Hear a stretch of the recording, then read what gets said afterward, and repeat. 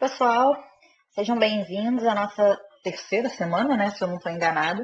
Nessa semana eu vou tentar fazer uma videoaula bem mais curta do que das anteriores, né? Eu pretendo inclusive fazer uma só, porque a gente já tem o vídeo, né, com a entrevista com a professora Gabriela Pellegrino, trazendo informações bem centrais e importantes para a gente compreender o capítulo que faz parte da bibliografia obrigatória dessa semana. Então, eu queria tentar ser um pouco breve, dando destaque a uma outra questão que ela fala e que talvez não aprofunde tanto, ou, né, levantando alguns pontos que sejam bastante relevantes e que estão também na fala dela.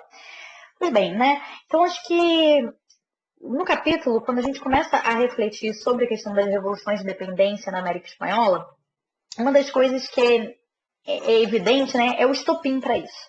Então, o que acontece que favorece esse processo de independência, né? Eu falei um pouco, né, na semana passada, durante o nosso encontro, que após a derrota que Napoleão sofre no Haiti, ele passa a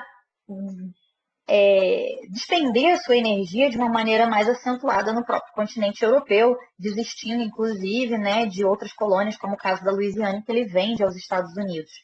Então, o Napoleão começa um empreendimento expansionista na Europa e, dentre os países invadidos, está a Espanha. Quando Napoleão invade a Espanha, já havia uma disputa prévia lá colocada entre o rei Carlos IV e o filho Fernando VII, desculpem, está invertido aí, Carlos VII.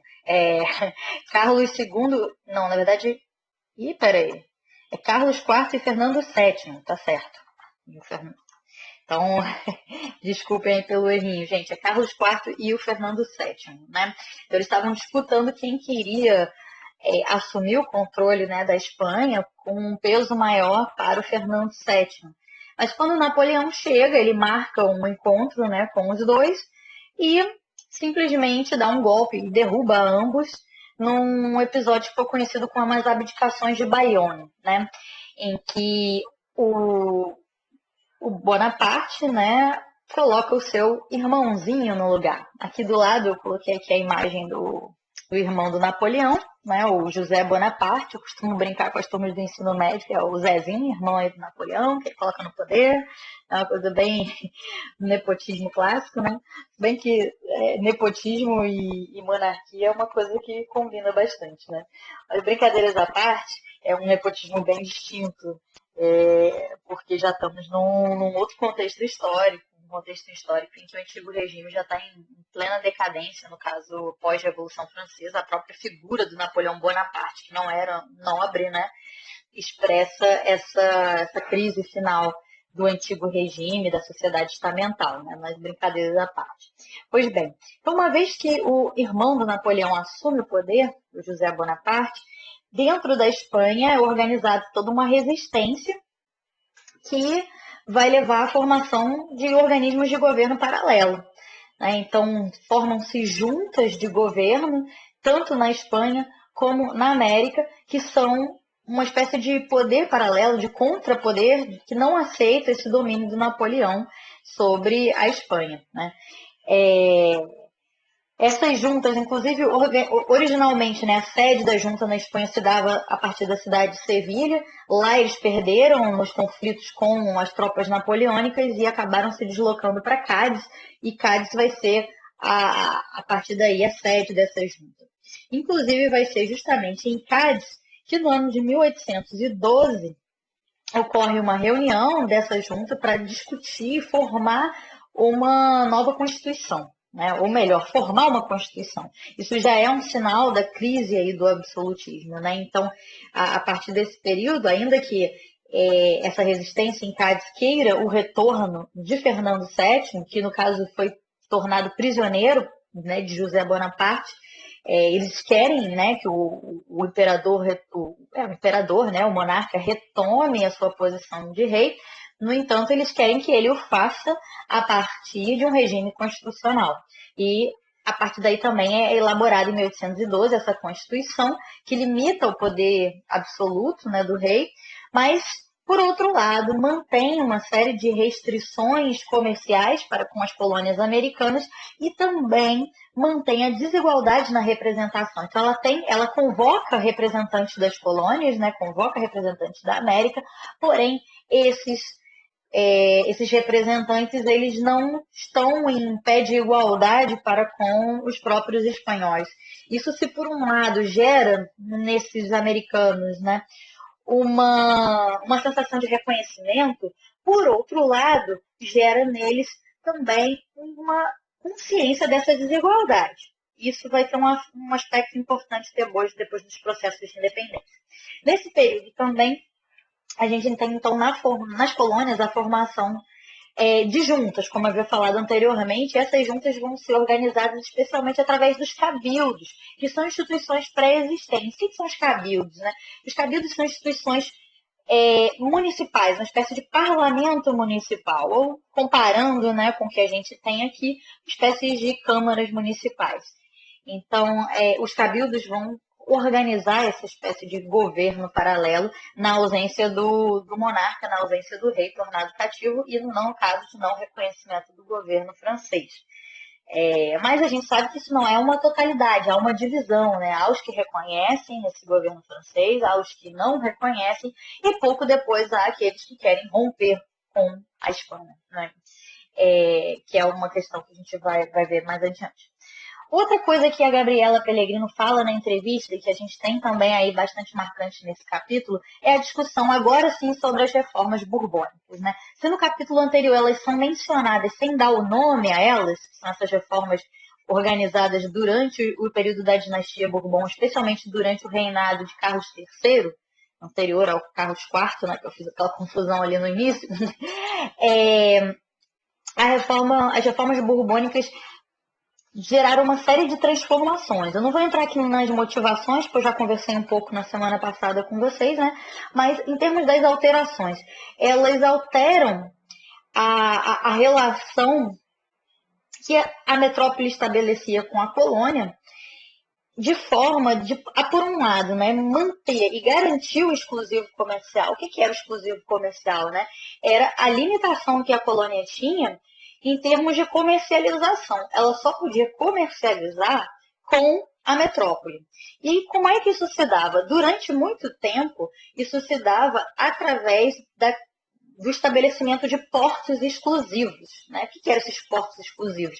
Só tinha 3 portos na América que poderiam fazer o comércio com a Espanha, que era para melhor controlar esse acesso, essa entrada e saída de mercadoria, que era Porto Belo, Cartagena e Veracruz, né?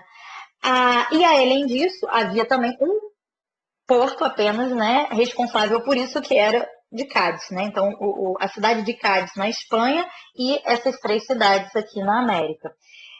As reformas borbônicas acabam com esses portos exclusivos, mas não com o objetivo de acabar com o exclusivo comercial, mas sim de facilitar, em benefício da metrópole, essa possibilidade de comercialização. Então, ampliar a comercialização com a metrópole, né, reduzindo, nesse sentido, a burocracia.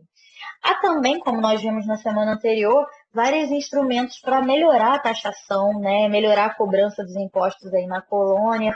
Então, tudo isso com o objetivo de fortalecer a economia metropolitana, né? Mas também tem, em algum nível, exigências dos próprios crioulos, como é o caso da possibilidade deles fazerem um livre comércio entre si. Então, por exemplo, o vice-reino de Nova Espanha poderia fazer comércio com o vice-reino de Nova Granada, que também é criado aí em função das reformas borbônicas. Tá? Antes isso não era possível, precisava passar pela intermediação espanhola. Okay? Como uma das consequências que no capítulo aí as autoras apontam, isso teria ampliado os tensionamentos dentro da própria colônia. Por quê? Se por um lado atendeu alguns interesses dos crioulos, os crioulos também achavam insuficiente esse livre comércio entre as colônias. Eles queriam um livre comércio em geral, inclusive para comercializar com outras nações. E do ponto de vista dos peninsulares, isso ficou mais evidente, né, as insatisfações, porque eles tinham vários interesses comerciais prévios que foram afetados por essas alterações que o governo instaura. certo? E vamos então agora propriamente para as lutas de independência, né? Então, uma vez que a gente tem aquela situação que eu falei logo no início, aquela situação em que a Espanha está completamente desestabilizada pelo domínio napoleônico, o rei está preso, uma parte reconhece a monarquia de José Bonaparte, outra parte se mantém leal ao rei, que é a maioria, são criadas essas juntas que se mantêm leais ao rei, e na América também são criadas juntas. Porém, essas juntas na América, em pouco tempo, né, considerando que o rei está cativo e que eles não devem nenhuma lealdade a José Bonaparte, eles entendem que podem, em função disso, declarar autonomia. Tá? Então, nesse período de 1808 a 1810, a gente tem essa organização das juntas autônomas e cada vez mais o sentimento e o desejo de independência vai aflorando no meio a essas juntas. Entre 1810 e 1814, a gente tem lutas intensivas pela independência. Né? Então, a gente tem a confrontação entre os exércitos rebeldes e as forças realistas. Ao final de 1814, na Espanha ocorre uma reviravolta. Então, o Fernando VII ele retorna ao poder, eles conseguem expulsar os franceses e, uma vez que ele retorna ao poder, ele envia reforços para controlar as iniciativas de independência na América, que agora não querem mais se manter vinculados ao Fernando VII e à Espanha. Né? Então, a partir de então, a gente tem essa reviravolta aí. E mesmo, apesar de que, assim, num primeiro momento, fica muito incerto quais seriam os resultados disso, né? Porque a ofensiva do Fernando VII, gente, por que eu estou botando o Fernando II aí? Eu vou corrigir depois isso, gente. Não sei que besteira deu que eu peguei esse slide de um outro material. Eu vou acertar esse negócio aí, Fernando VII, tá? Vou acertar agora. Então, o que acontece? O Fernando VII, logo que ele retoma o controle, a investida que ele faz, a ofensiva, é muito intensa. Então, as lutas por independência sofrem um abalo muito significativo e dá até a impressão de que é a retomada espanhola, né, das suas colônias na América. Mas pouco depois elas se fortalecem novamente e uma a uma vão conseguindo se emancipar e a Espanha vai perdendo as batalhas, né? E vão sendo derrotadas. As últimas colônias a se emanciparem é justamente a Nova Espanha, né, que é a atual região ali da Mesoamérica, e o Peru, que eu vou falar depois, posteriormente, por que elas demoram mais a conquistar a independência, tá? As duas figuras principais que as autoras abordam bastante, que ficaram conhecidos como os Libertadores da América, dando até título aí a um campeonato de futebol, foram San Martín, nascido na região da atual Argentina, e o Simão Bolívar, nascido na atual região da Venezuela. Né? Esses dois sujeitos, né, ganharam muita notoriedade porque eles vão liderar as tropas e os movimentos independentistas do San Martín a partir do sul da América do Sul e o Simão Bolívar a partir do norte da América do Sul. Eles terão trajetórias em partes semelhantes, em partes diferentes, né? Um dos aspectos que elas demonstram é a identificação de ambos com os ideais ilustrados, com o pensamento iluminista, com as ideias liberais. O fato de serem pertencentes a famílias bastante endinheiradas, né? Famílias proprietárias. Ambos tiveram uma passagem significativa pelo Velho Mundo, né? Então estudaram na Europa, viajaram pela Europa, então tiveram esse acesso aí aos conhecimentos ilustrados também a partir de lá. Então, essa é outra característica que eles têm em comum. E a gente tem essa questão do desempenho militar de ambos terem sido muito destacados. Porém, há algumas diferenças, né? Então, San Martín, ele após os processos de independência, ele tentou governar a região do Peru, mas ele não conseguiu se estabelecer como governador na região e ele abandona completamente a política e vai embora, né? Se autoexila na Europa, na França. Já o Simão Bolívar tem uma trajetória um pouco mais longa na política, ele se mantém mais tempo atuando politicamente, escrevendo, mas ao fim e ao cabo ele também acaba se afastando, ainda que ele tenha permanecido por mais tempo, e ele ficou muito conhecido pelas suas ideias de unificação da América e seus projetos, inclusive iniciativas que tentaram fazer isso, né?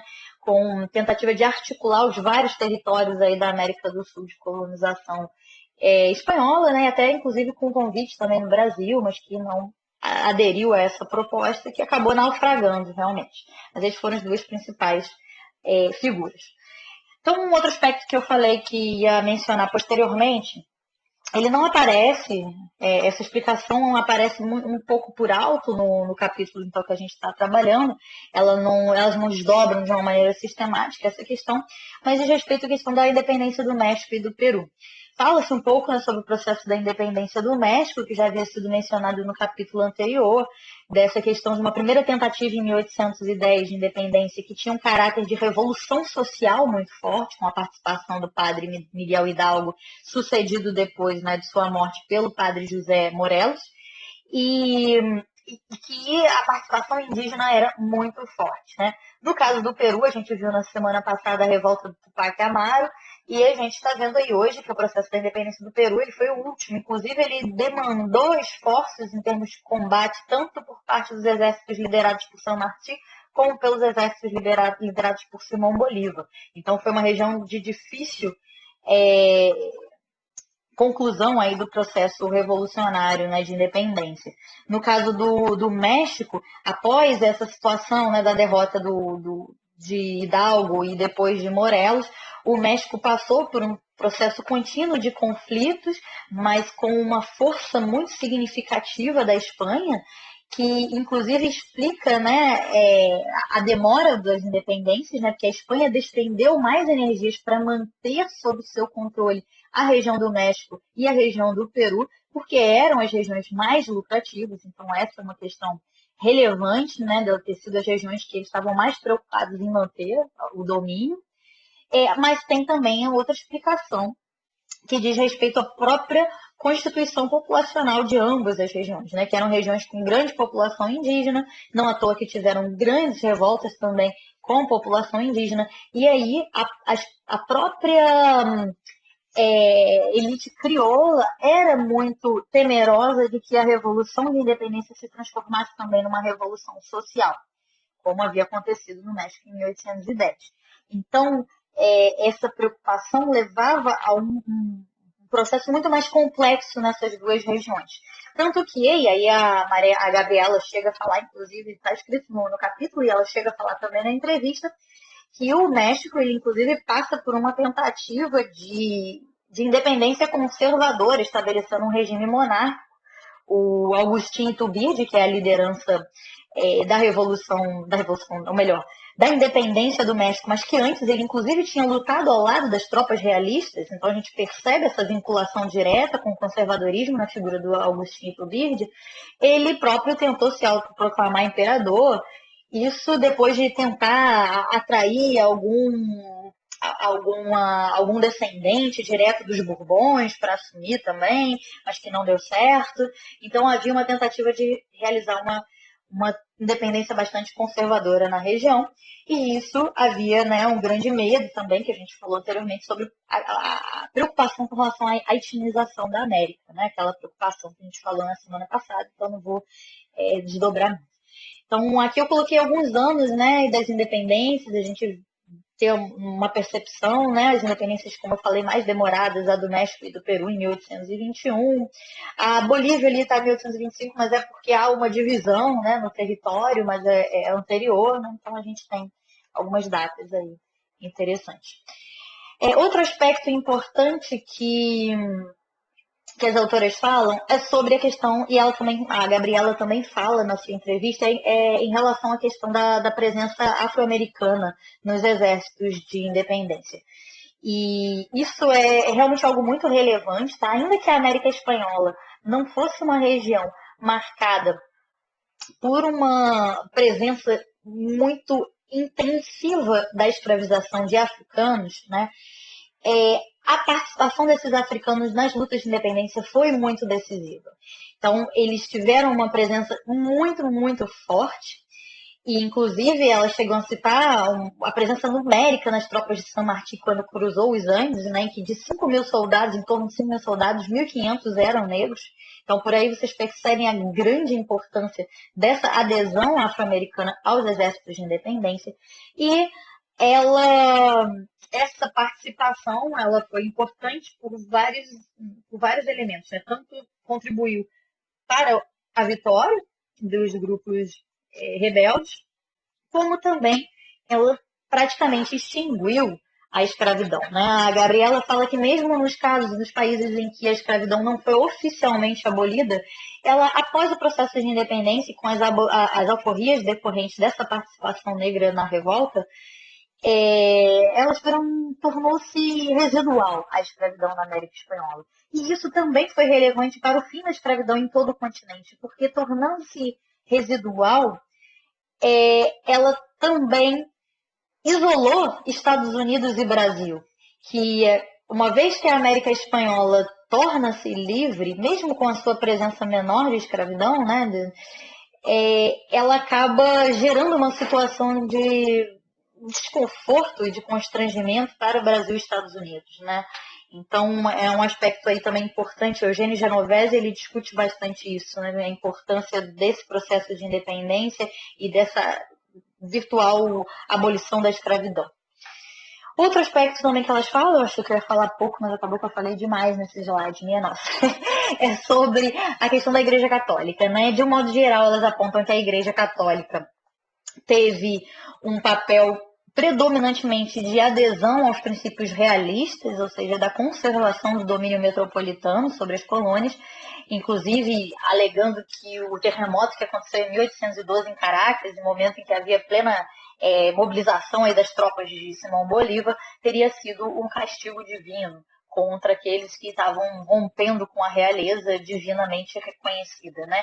Porém, elas apontam também que houve um outro lado, né? Um outro lado em que há uma participação gigantesca de padres católicos, né, diversos sacerdotes que se vinculam aos movimentos independentistas, e aí tem figuras não somente essas de destaque e liderança como o Miguel Hidalgo e o José Morelos, né, como também elas apontam como dados que em torno de 10 mil sacerdotes só na região da Nova Espanha, né, a atual Mesoamérica, o México principalmente, teriam aderido à causa independentista.